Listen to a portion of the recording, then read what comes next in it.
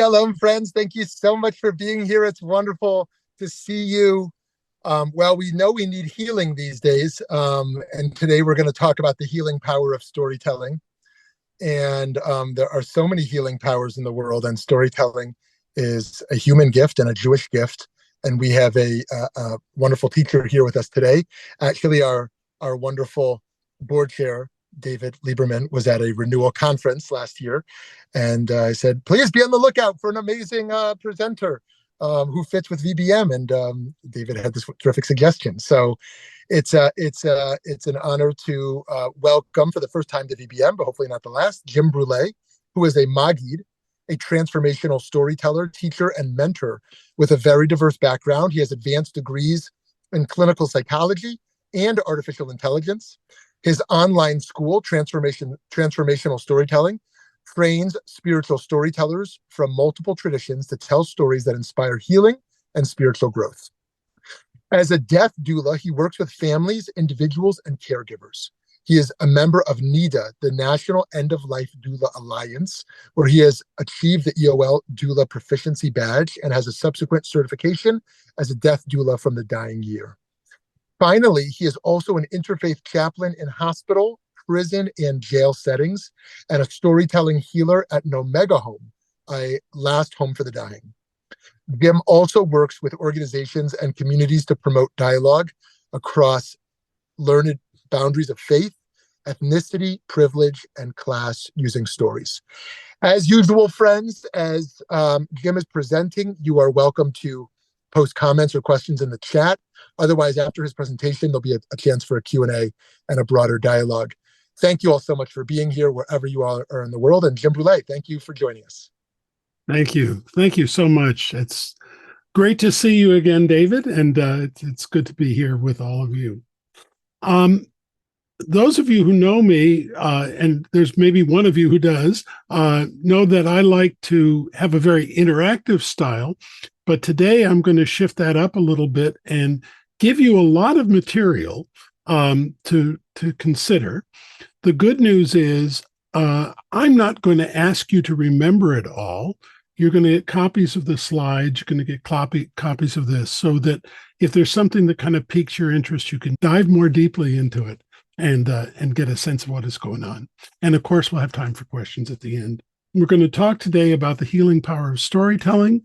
And you did just hear an introduction of me, but I want to kind of put up what I've been doing in two different columns, because there's one side that's the spiritual side, and that's where, you know, I'm a Maggid, I do this spiritual storytelling, a chaplain, a death doula.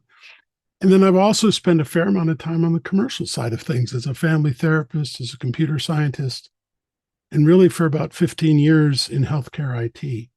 And for me, they all come together. And I hope by the time we're done, you'll start to see that too. If I had to say, what's the one thing I want you to walk away with? It's that we should know that healing is not curing. Sometimes they get used interchangeably. Curing is the idea that we can get rid of a disease or a trauma or a wound that we've had and go back to what we used to be. Healing is when we are transformed by that into something new. I don't believe in curing, especially not in a spiritual sense. I don't think we are cured. I think we are healed. And I think stories are the vehicle for us to do that, one of the most important vehicles there is. And we're going to talk today about why that might be and how that works. But I'm a storyteller, so I have to start with a story. Many, many years ago, my daughter was living in India. She lived there for several years. She was doing research and work there. And my wife and I decided we ought to pay her a visit. Who knows when we'll ever get to India and have someone there. She spoke Hindi. So we thought this would be a great thing to do. So we made the arrangements and we flew over to meet her in India. And we said, what do you want to do? And she said, leave India. So we said, okay, well, where do you want to go? She said, I want to go to Nepal. Now, Nepal had always been on my bucket list. And so that was an easy yes to give.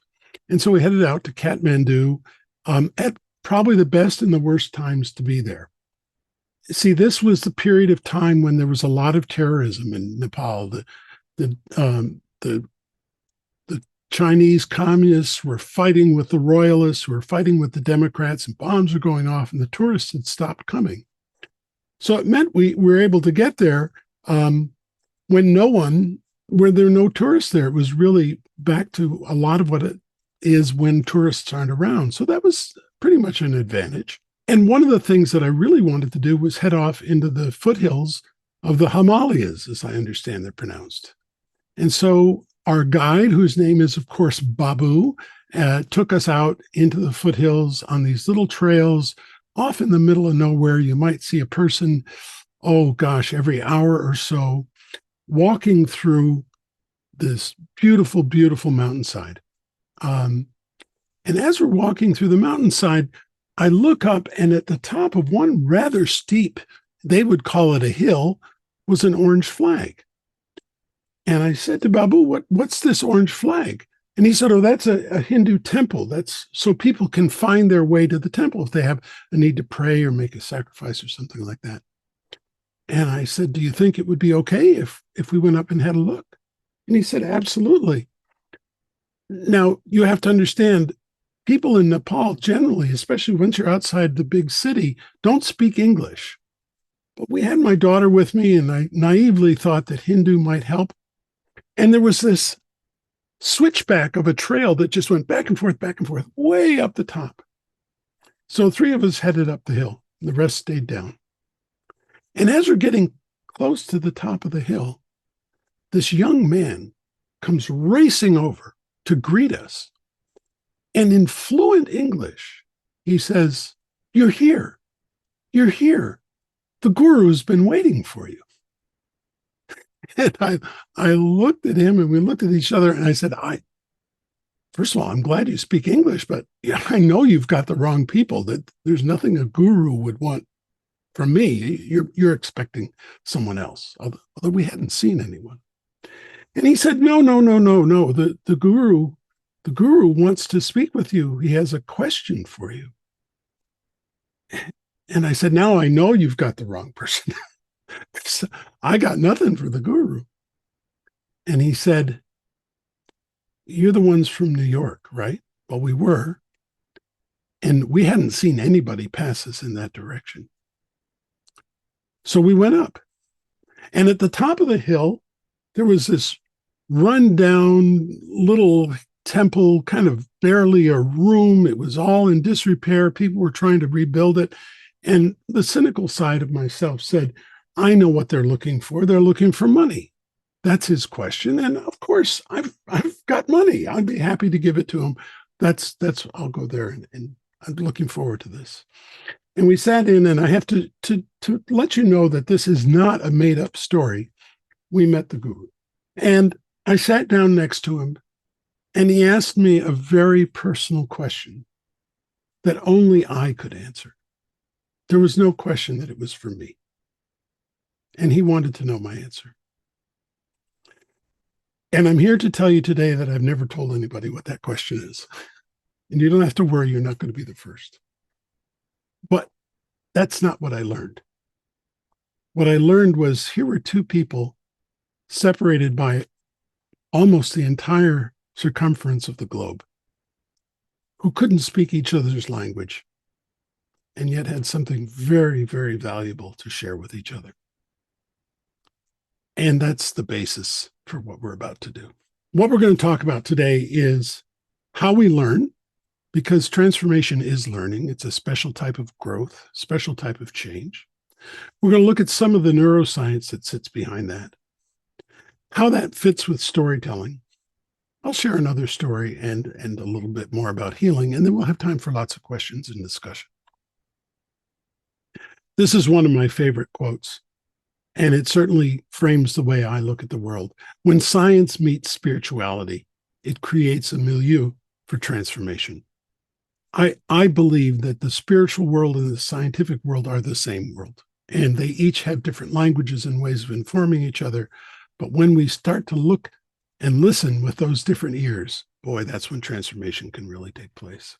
Here's the most technical part, or one of the 2 technical parts of this. There was a fellow named Gregory Bateson. Now, some of you may know who he was. He was a computer scientist. He was an evolutionary biologist. He was a spiritualist. He was a mathematician. He was married to Margaret Mead. He was an amazing individual. And he was very interested in how is it that systems, whether they're people or organisms or organizations, how is it that they learn, not just change, but how do they learn? And he developed a taxonomy, a language for talking about learning that happens to inform storytelling and growth. Now, he was a mathematician. I've taken his model and reduced it to 4 levels to make it simple. But like him, I started at level 0 because mathematicians start counting at 0. And at level 0, there's some kind of input into the system, some event, some stimulus, and there's a change in the system, but it's very specific. It's reflexive, really. There's no learning that takes place. You apply stimulus A and you get reaction B. And if you want to have an easy way of conceiving it, think of a time when you visited the doctor and she wanted to test your patellar reflex and tapped your knee, and your foot, if she hit it right, went flying up in the air. That's a level 0 response. You didn't learn anything. You didn't have to think about what to do. In fact, it wasn't even conscious. It was purely reflexive. That's a change, but it's a change with 0 learning, level 0. And there's only 4 levels. The next level, level 1, is where there is a change and there's some learning that takes place. And it happens within a known set of alternatives. Now, again, let me make that a little more easy to understand. Let's say I were to ask you right now, what's the square root of 72? Well, hopefully you wouldn't know the answer, but you would know that it's a number. You would know it's not a fruit, it's not a color, it's not a sound, it's a number. And so you're going to pay a little attention to that stimulus, and you're going to try and come up with a number as an answer. You may or may not be successful, but in that period of time, you've devoted a little bit of your attention, and at the end of that time, you're going to come up with either I don't know or a number. Maybe you pulled out your calculator. That's a level 1 change. Now, had I asked you what's 1 plus 1, you all would have said 2, and you would have said 2 without thinking. That would have been a level 0 response. And what Bateson says is, at some point in time, you didn't know what the answer was. You had to think about it. But when you repeated that often enough, it sank down from level 1 to level 0. And that's what learning is. When you understand something so that you have to devote less attention to it when you're faced with that kind of a stimulus. This is the money piece. This is the level 2 change, and this is what we'll be mostly talking about. This is when the context changes, and all of a sudden you have to select your response from a new and unanticipated set of circumstances, set of alternatives. I'll give you my favorite example. I'd like you to imagine for a moment that you're sitting in a comfortable cafe. You've been there many times before. You know it's warm and safe, and just feels good to be there. You're sipping your cup of coffee or tea or whatever it is. And across the room from you sits an attractive person. Actually, as it happens, sitting next to you is another attractive person. And what makes this special is that person over there is flirting with this person next to you. Now, if you're like me, you've got the best seat in the house because you can watch this happen now. One is flirting with the other until something happens. Imagine this now. Something happens and you realize they're not flirting with the person next to you. They're flirting with you. And in that moment, you have a whole bevy of physiological responses. Your heart rate speeds up, your breathing changes, you probably flush. Whether or not you like the idea of this person flirting with you, all of a sudden, everything else around you goes blurred until you can figure out, what am I going to do about the fact that this person is flirting with me? Do I want to pursue it? Do I want to run away? Doesn't matter. Bateson says your budget of attention has been drained to figure out which context you're in. And in that moment, As an evolutionary biologist, he says you're at great risk. Because let's say you're that typical caveman who's going around a tree and discovering a tiger, and you have to decide whether to climb the tree or run or throw a rock. In that moment where you're frozen, not knowing what to do, there could be another tiger that's attacking you. So we are wired biologically to make that decision as quickly as possible and figure out which bucket do I want to put this experience into. Threat or safety, attractive, repulsive. This is where stereotyping comes from. This is where all our predispositions come from. It comes from this biological urge when we're confronted with a surprise to quickly file it away into a known slot. Bateson had one more level, which he called level 3. And this is where there's a change, not just in the set of circumstances, but who you see yourself as. I'll give you a couple examples here. One is where Bateson's intent was to say, we've all had these moments where we realize we have this great spiritual experience and we're just a grain of sand on the ocean of the universe. I've lost a sense of who I am. That's what Bateson was trying to get to. It's become more useful more recently because that's also the experience of PTSD. So there's a lot we can learn about this kind of change. But the important thing for you to know is that at each level, the amount of attention that's drained from your budget is exponentially greater. And so what we want to try and do, because that drain puts us in danger, is to sink our premises down to a lower level so that we can make a response and gain back as much of that attention as we can. This is what Bateson calls the sinking of premises, and that's learning. That's what we're trying to do. Biologically, we're always trying to build new categories or figure out what existing category to put something in. And the reason for that is that the strain on the budget of attention is just exponentially greater, no matter what's going on. So this is Bateson and Bateson's levels of learning. Now, I'd like to show you some really incredible animation. And what that is, this is a narrative arc. And this is one way of kind of graphing a story. A story moves in time from left to right. And if you think about your favorite story, it has ups and downs. It gets you more and more engaged. The amount of energy is the vertical axis here. And that little twist to the far left is not an accident. It's not just a flourish. We start with a certain amount of energy. We settle into it. That energy drops a bit. And then we have some set of circumstances that takes us across this mountain trip. So here's the animation. Every story has a protagonist, a point of view. And it's not just enough to have a protagonist. They have to have an object of desire. There's something they're yearning for. Otherwise, we're just reading a set of facts. It's not a story at that point. But that object of their desire can't be immediately available to them. It has to be removed from them in some distance. And there has to be some kind of challenge to achieve that object of their desire. And so they head out towards their object of desire, and they encounter an obstacle, a monster, a rock, whatever it is. They have to defeat that. And then once it's defeated, move on and continue that over and over again until they have the big battle. They're presumably successful. They're united, and all is well. Spielberg, watch out. That's the fundamentals of a story. Now, there's lots of variations on that, but this is going to inform how it is that stories live in our brain and live between us. And for that, we're going to do a very light version of neuroscience.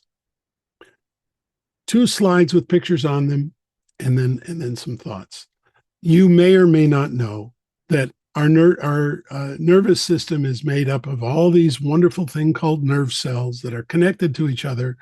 The cell body is where a signal starts, and it travels down this thing called the axon until it finally reaches another cell, has an effect there, and the signal continues. And the important thing to know is that those 2 cells are not actually connected, but there's a gap between them. That's the synapse. And there's something that gets emitted into that gap called neurotransmitters, and that's what lets those signals pass from one neuron to the next. I'm going to introduce you to 5 neurotransmitters that have a lot to do with storytelling. They have a lot to do with other things as well, but this is their importance here is in storytelling. 3 of them make us feel good. 2 of them make us feel stressful. Neither one of them is good or bad or indifferent. They all serve the same function, helping signals pass through our neural system. What they do is they add a flavor to the signal as it passes through them. So, for example, dopamine. You've heard of dopamine. Dopamine, when we're flooded with it, gives us more focus. We can pay attention better. We're motivated. We're interested in what happens next. We're able to get a hold of our memory. We're able to recall lots of memories very easily. How is this generated? Well, in a story, if there's a suspense or a cliffhanger, that's going to generate dopamine in us. This is unfortunately the reason that people have gambling addictions, because the power of dopamine is stronger than the reward they get from hitting the jackpot. There's more pleasure that comes from anticipation than from satisfaction. It's part of the way we're wired. Oxytocin, you've heard of. This is sometimes called the mother's neurotransmitter. It generates bonding and generosity and trust. You know, if I were to give you a stack of $10 bills and ask you to give some to a stranger, if I gave you a little sniff of oxytocin before I asked you that, you'd give twice as many as if I didn't. That's what it does. And how is it stimulated in the story? By building empathy between you and the character. And the last of the good ones are endorphins. These generate creativity. They make us laugh. They really amplify our focus, and they're stimulated by humor. You'll see why that's important in just a moment. And the last I've lumped together, that is cortisol and adrenaline. Now, the effect of these is they form a flashbulb memory. We all have flashbulb memories. These are things that were so intense and so powerful that we remember not only where we were when they happened, but what we were feeling and who was around us. We get the whole flashbulb context of going on. Now, it's great for memory formation. You might think, why don't we have them all the time? Well, that's because, first of all, if you use them over a long period of time, it ruins your memory. It starts to degrade your memory, and it inhibits your ability to retrieve old memories because they're trying to make room for a new memory. They also make us feel anxious and frightened, so it's not something we want to have all the time. How do we get there? This might look familiar, through an unexpected contextual shift. So we're going to put these all together in a perfect cocktail, and you'll see how this fits the narrative arc perfectly. We start off with a little bit of humor. We want to generate focus and creativity. This is why people tell you start a good presentation with a joke. It gets people focused and creative. Then we want to lower the energy a little bit, so we look for some oxytocin to do that, because it's going to build bonding between you and the protagonist. We want you to feel what the protagonist is feeling. So we share something that makes you feel good about the protagonist. Then we have our first set of conflicts. We're increasing your focus. We're increasing your motivation. We're priming your memory to form a new memory. And so we flood you with dopamine. How do we do that? Through anticipation, through those cliffhangers. And finally, we provoke the change. We allow you to form a flashbulb memory. And that's through cortisol and adrenaline, that surprise context shift. And that just keeps continuing throughout the arc of the story, however that happens to play out. At the very end, we have the denouement, and everybody's happy, so we do some more bonding. We let that new memory, that new powerful memory form and be absorbed into your system. And if this reminds you of the human sexual response, that's not an accident. This is how we work. This is how we learn. This is how we encounter the world. Now, everything I've been talking about so far has to do with one person, but stories are about at least two people. There's this wonderful thing called neural coupling. Neural coupling is a well-established phenomenon. It says if someone is speaking to you and you're listening, like now, your brain waves are starting to mimic the brain waves of the speaker. Your brain waves are starting to mimic mine, even though we're not in the same room together. We've all seen this happen. Who's had the experience of someone finishing their sentence for them a beat or two after you've finished? Well, that's because your two brains are coupled, but theirs is running a half a beat behind. Not unusual. My stepmother is the other kind. She's the one who finishes my sentence 2 or 3 words before I do. And that's because her brain is coupled with mine, but she's running a little fast. All right. These are well-known things. Another factor in neural coupling is that when our brains are coupled like this, you're learning more than the words I'm speaking. You're learning my context.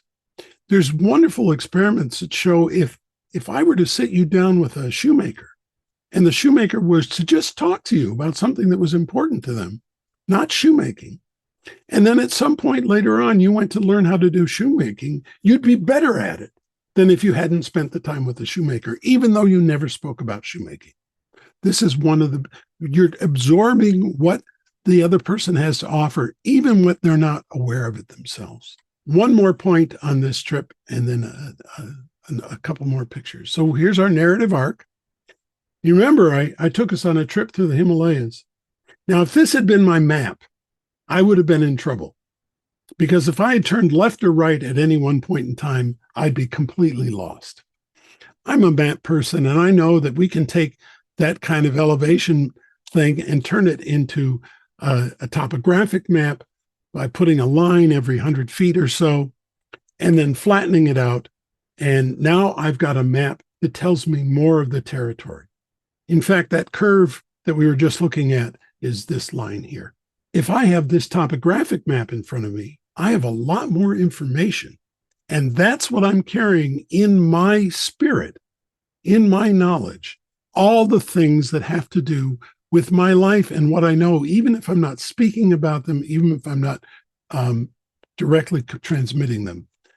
And if I'm carrying a map around of the world of the story, then I don't just have the path that takes me to Buffalo Mountain there in the center of things, but I also can get to South Willow Falls. I can tell a different story in the same environment. I can also change part of the route the way I get there and make the thing better suited to my audience. But I have to know the map. I can't just know the line. And here's the last little bit. In graphic design, there's this notion called white space. And if you're all looking at this right now, you can see the triangle that's there. Of course, it isn't there. Even the line that exists between the circles that you can almost see is not there. But we have the power, we have the biological drive to construct things that we don't really even realize we're constructing. Now, there's another place where this has a particular application, and that is in clinical hypnosis, which is something that I've been trained in as well. And when you're telling a story or when you're giving someone a hypnotic session, it's important that you leave blank spaces so that they can imagine the things that are important to them. And I'll tell you a short story about that. I had a client once many years ago. It was early in my career. She was a 12, 13-year-old girl. And let me just tell you that if something bad could happen to somebody, it had happened to her. She had had a terrible life in her short years. And she was just absolutely burdened with so much sadness. It was hard for her to get through. Now, there's this technique in hypnosis that lets a person gain a little mastery over their powerful emotions, and it basically works down to desensitizing. you put someone in a trance, you have them imagine something before them, let's say a teddy bear. And as they approach that teddy bear, they feel warmer and fuzzier and safer and better until finally they pick it up and they embrace it. And they're just beautiful, happy. And then you have them put it away, let's say in a closet. And as they retreat from it, the feeling goes down. And that's the first round of a series that you would do. First, starting with something nice, and then doing the same thing with other objects that represent other less pleasant emotions. And this is a way you can help somebody gain some mastery over these feelings. Well, so I sat down with her, and she was nicely in a trance and knew what we were doing. And I said, okay, there's this object in front of you. And as you get closer and closer to it, you're going to feel warm and fuzzy and good. And a few moments went by, and all of a sudden she burst out laughing. Janet, what's going on? She said, well, it's not warm and fuzzy at all. It's a watermelon. So I had forgotten to tell her what to see. So I said, okay, well, here we are. Let's pick it up. Let's put it in the closet, put it away. She did that. She came back. Now I gave her the specific instruction to imagine a teddy bear, and it was going perfectly. She picked it up. She carried it over to the closet, opened the closet door, and burst out laughing again. I said, now what's the problem? She said, the watermelon, it's still there. Now, what was really happening is I had made probably one of the best mistakes I've ever made. I had forgotten to tell her what to see. I had left a white space for her. And what did she do? She filled it with what she needed.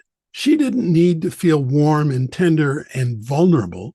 She needed to laugh.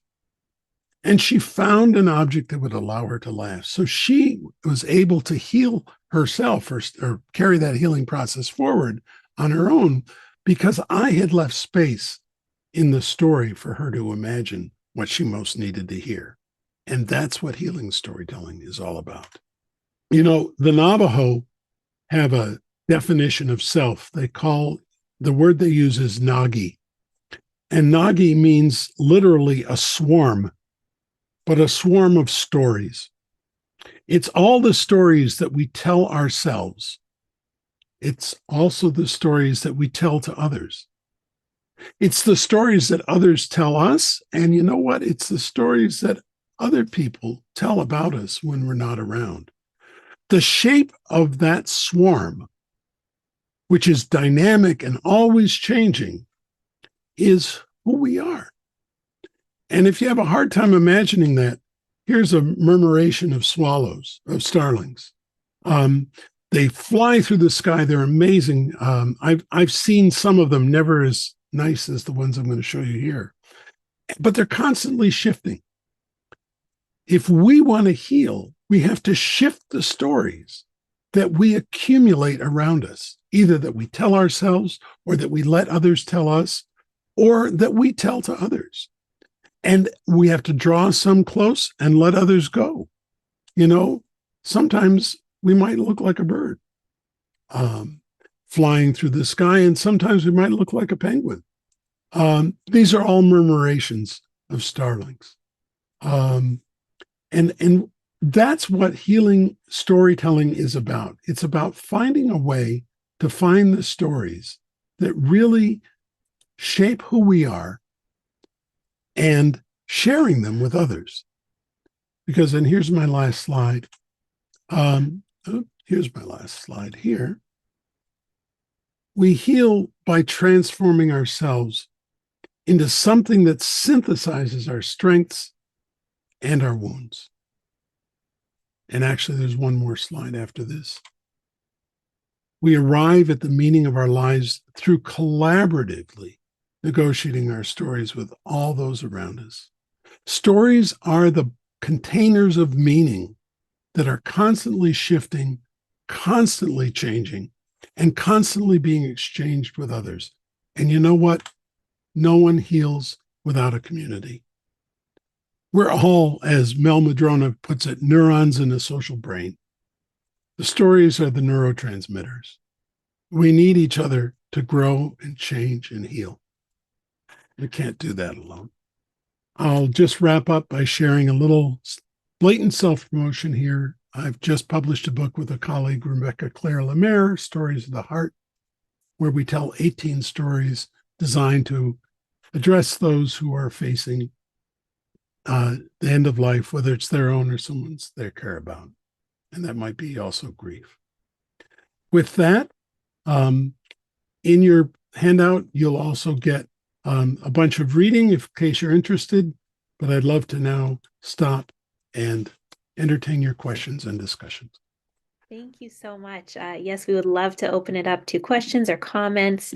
Anyone, please feel free to raise your hands and we can call on people, and you can always write in the chat as well. Hi, David. Hi, Jim. Thanks very much. Sure. On the Gregory Bateson slide, when you went from level 2 to level 3, Mhm. where the real transformation happens, because the focus starts going from what's outside to the change in the self. Mhm. Mhm. Can you talk a little bit about how that happens? Well, yes, thanks. Great question.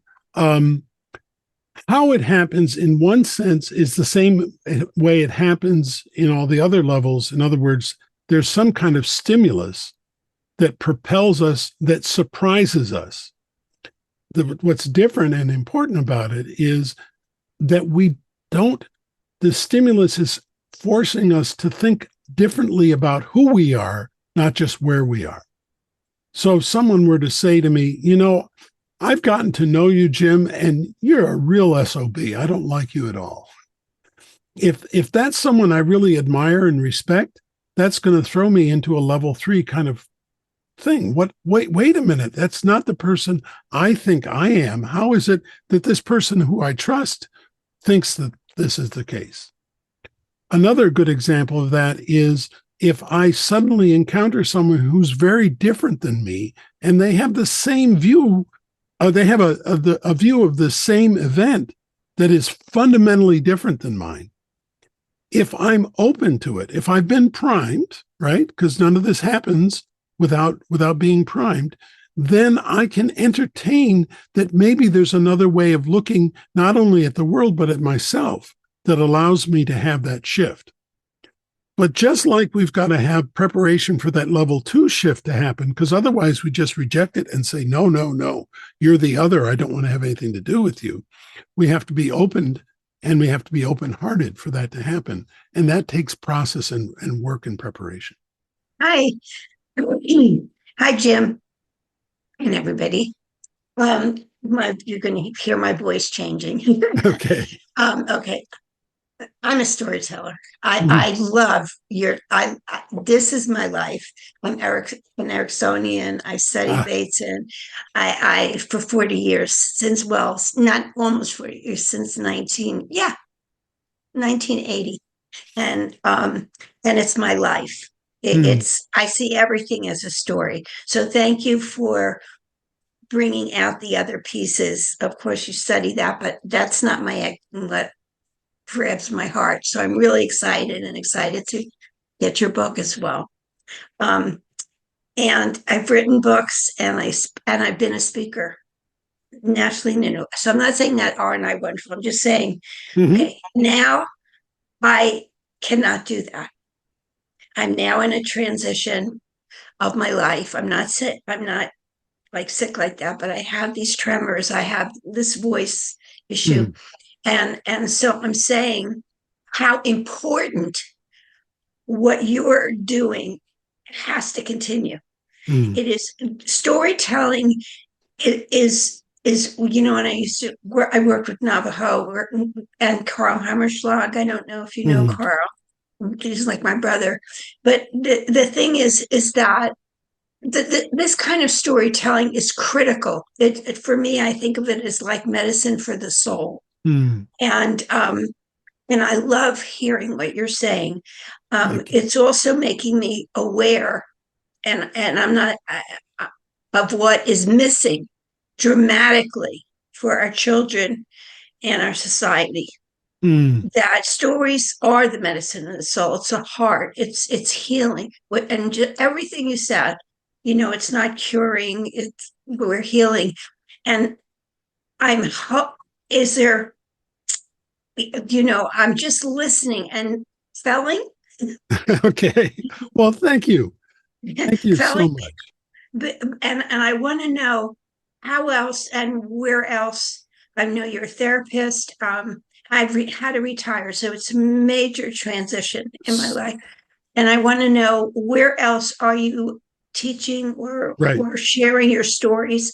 And share a story with us. Okay. Well, I just put a link into the chat, transformationalstorytelling.org. I'm still teaching. I have an alum here with us, Sarah. Welcome. So this is something I've been doing for many years.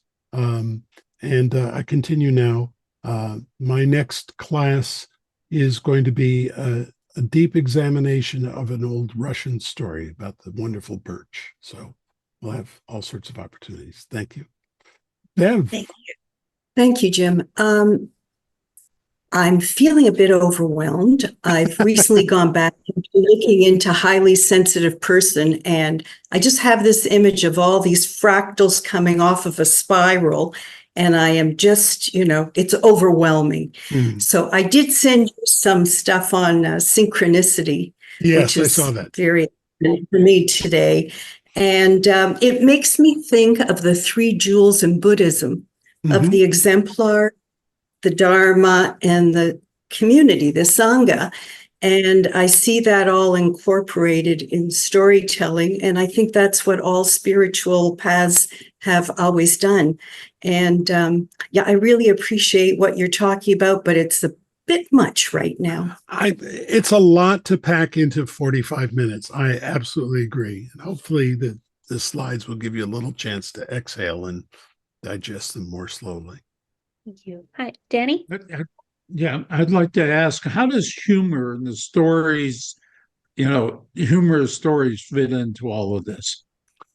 Great question. In a couple of different ways. It really is an important way to start a story, not just because it quote warms people up, which is the conventional wisdom, but it actually lets people know, oh, we're entering into a new world now, and it's okay.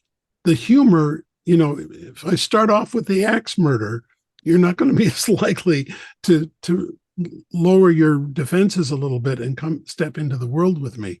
So humor, in one sense, relieves some anxiety. It also, like I said, with the neurotransmitters, gets our brains a little more focused, a little more receptive. So that's one thing. But it's not only useful at the beginning of the story, it's useful every time we've gone through a little bit of a difficult spot. It gives us a chance to step back, to focus, to say, okay, there's maybe not 4 hours of darkness ahead of me. I can have a rhythm to what's going on here. So it's very important there. The last bit is there's always a connection between whoever's telling it and whoever's hearing it. And it rebuilds that connection a little bit as well. So it's useful after a difficult passage, but it's also most importantly useful at the beginning. I tried to start each of my little vignettes today with a little lightness.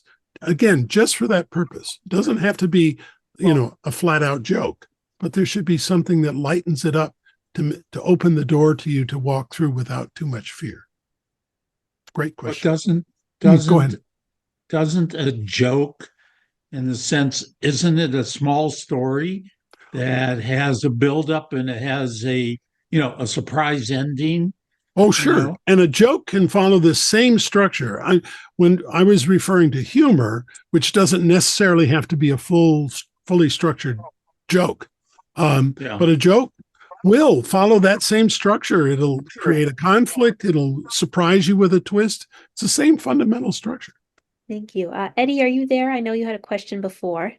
Yeah, hi. Thank you so much for this wonderful presentation. I'm wondering what you recommend. As a storyteller myself, I often find myself using my own story of struggle, being a migrant and being formerly undocumented, to share and bring about change to those who are still struggling with the immigration system.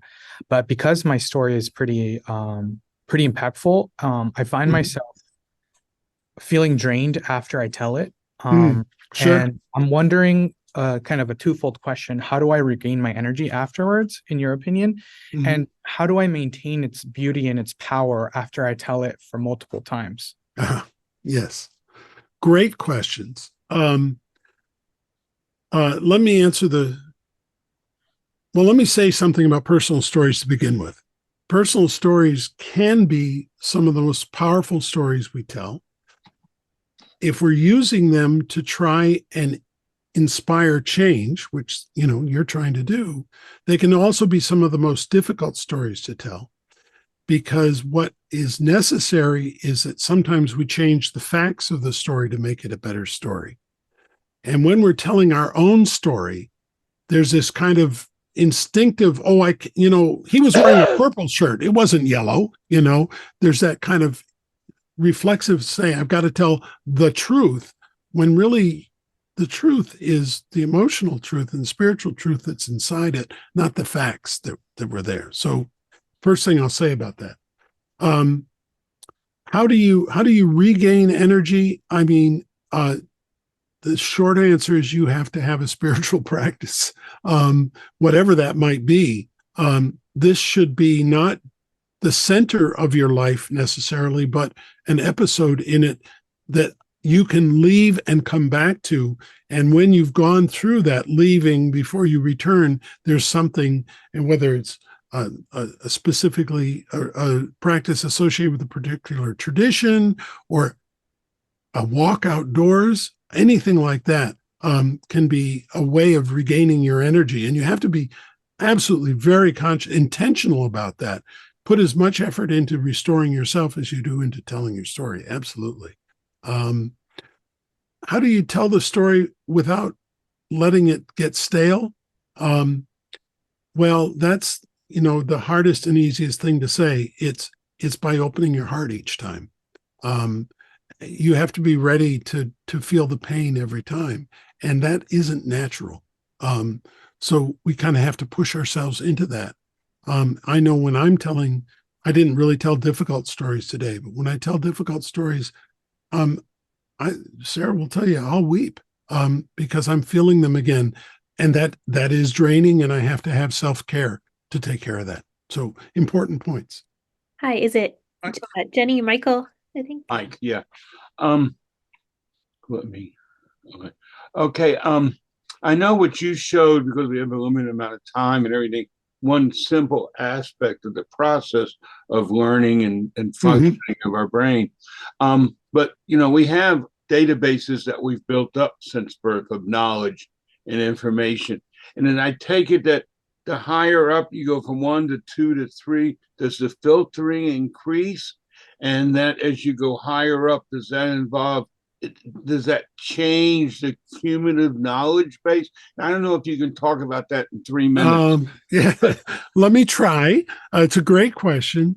What happens as you ascend that ladder is that you have two things happening. You're making a more general view of the world rather than a more specific view of the world. And you're also trying to get out of that state as quickly as possible. So you want to reduce it and make it more specific as quickly as possible. So the database is really apples and oranges. That maybe is sitting down there at the bottom, but it also is part of the general structures we have about, what are the buckets I can put these things into.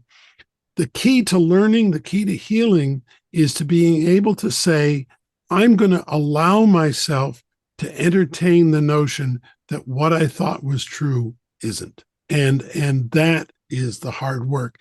That's where stories help, because stories, the minute I say to you once upon a time, I'm going to be changing the rules of the world. And you've agreed to do that with me. So I'm already opening up that possibility of looking at the world differently. Now the question is, how much skill can I use to get you to think that this is going to happen and actually reveal that to you instead, in a way that doesn't drive you away, but that in a way that invites you in. There's something in the chat from Charlotte. Oh, okay. I tend to just look at the screen.